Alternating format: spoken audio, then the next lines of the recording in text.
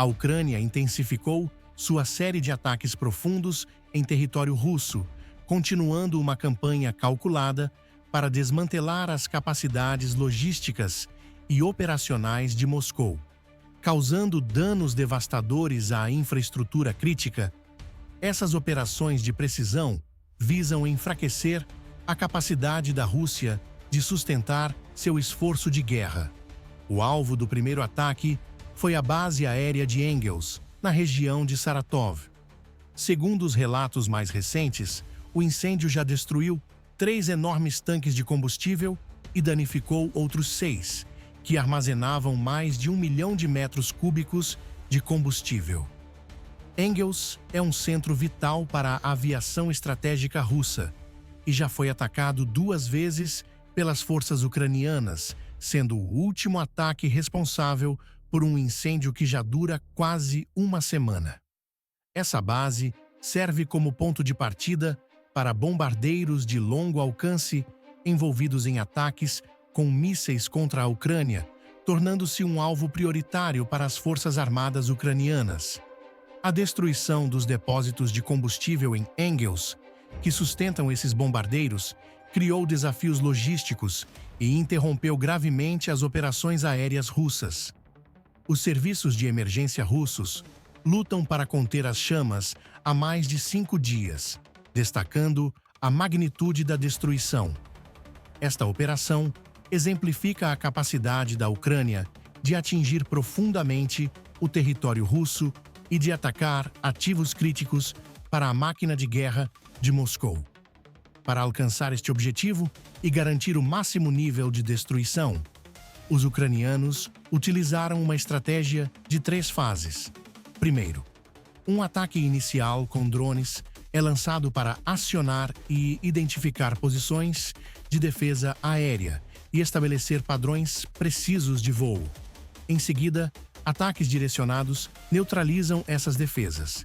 E, finalmente, o golpe principal é desferido contra alvos de alto valor sob céus desimpedidos.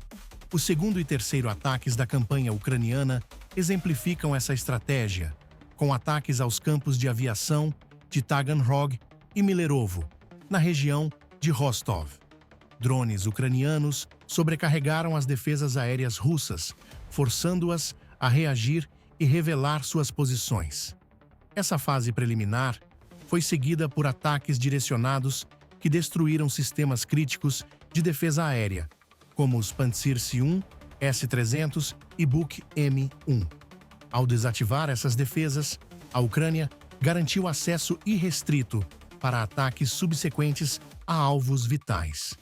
A mesma metodologia foi empregada no próximo ataque em Rostov, onde drones sobrecarregaram a defesa aérea russa, seguidos por um impacto direto de um míssil Neptune, que causou um golpe devastador contra um armazém de drones de reconhecimento usados para corrigir ataques inimigos em cidades ucranianas e na linha de frente. Os moradores relataram explosões altas durante toda a noite e o Serviço de Segurança da Ucrânia comentou no dia seguinte que seu trabalho na retaguarda inimiga continuará. Um dos alvos mais importantes foi o posto de comando do 8º Exército de Guardas Combinados da Rússia, em Kartsysk, na região de Donetsk, destruído por um ataque de precisão.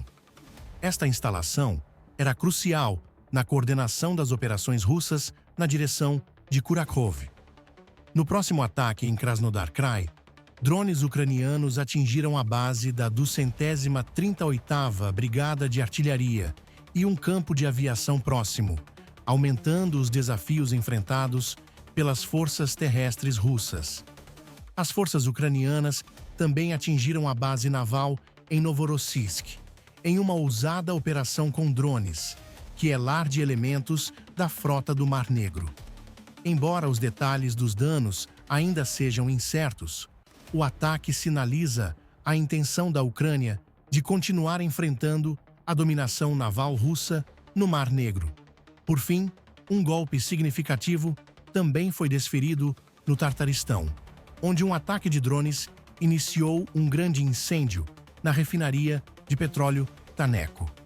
Essa instalação é um componente crucial da infraestrutura energética da Rússia, e os danos agravam ainda mais a capacidade de Moscou de sustentar sua economia de guerra. No geral, esses ataques têm objetivos claros, tanto estratégicos quanto operacionais. Ao atacar centros logísticos, aeródromos, postos de comando e infraestrutura-chave, a Ucrânia busca degradar a capacidade da Rússia de travar a guerra de forma eficaz. A destruição de defesas aéreas e armazéns de drones reduz a capacidade de Moscou de realizar ataques de precisão, enquanto os ataques a depósitos de combustível e refinarias dificultam a sustentação de operações. Ao atingir ativos críticos profundamente no território russo, a Ucrânia força Moscou a desviar recursos para a defesa e a reavaliar sua estratégia operacional.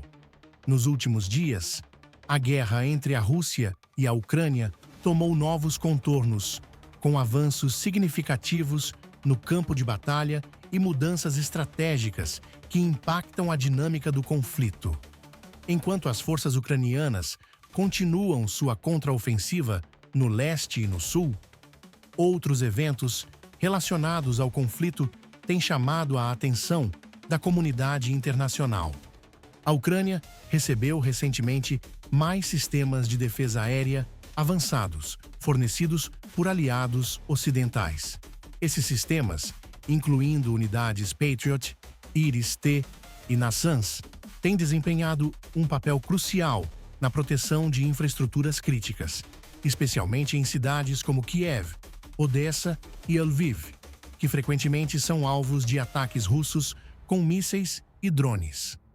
Recentemente, uma série de ataques aéreos em Kiev foi completamente interceptada, marcando um raro exemplo de sucesso total de defesa contra mísseis de cruzeiro e balísticos. Acordo de grãos no Mar Negro. Apesar de tensões contínuas, a ONU tem intensificado esforços para mediar um novo acordo que permita a exportação de grãos ucranianos pelo Mar Negro.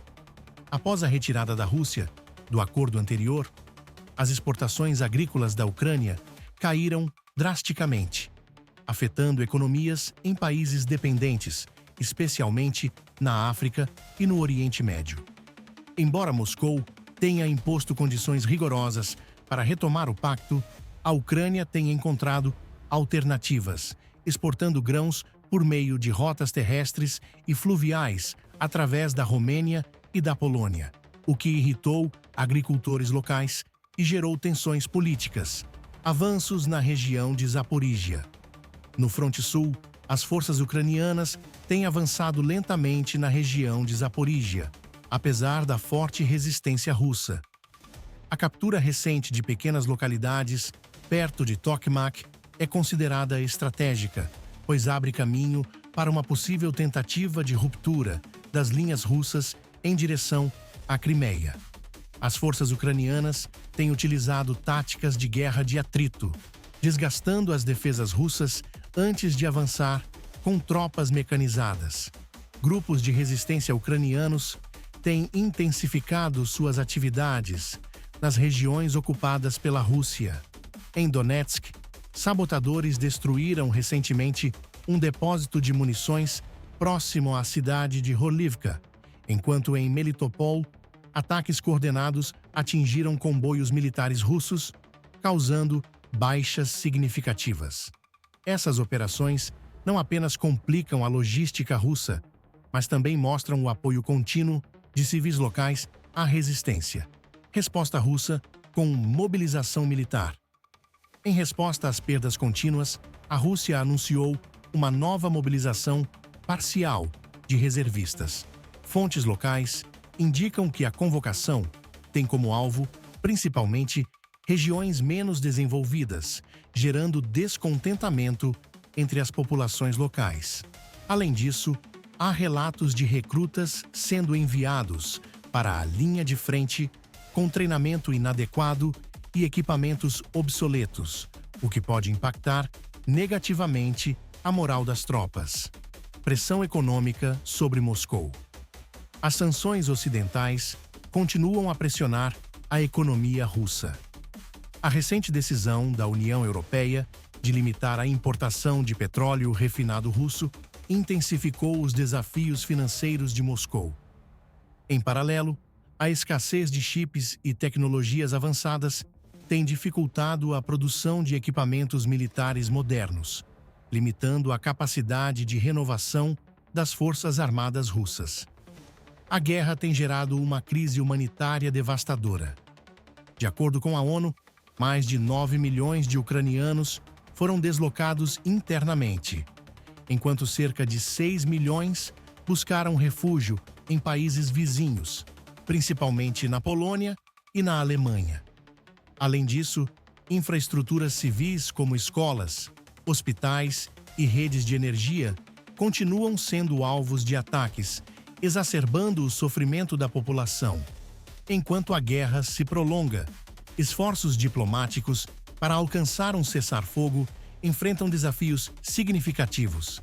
Recentemente, a China tentou intermediar negociações entre Rússia e Ucrânia, mas os avanços têm sido mínimos devido à desconfiança mútua. Paralelamente, países como a Turquia e a Arábia Saudita têm intensificado esforços para manter um canal aberto de diálogo, especialmente em questões humanitárias e de segurança alimentar.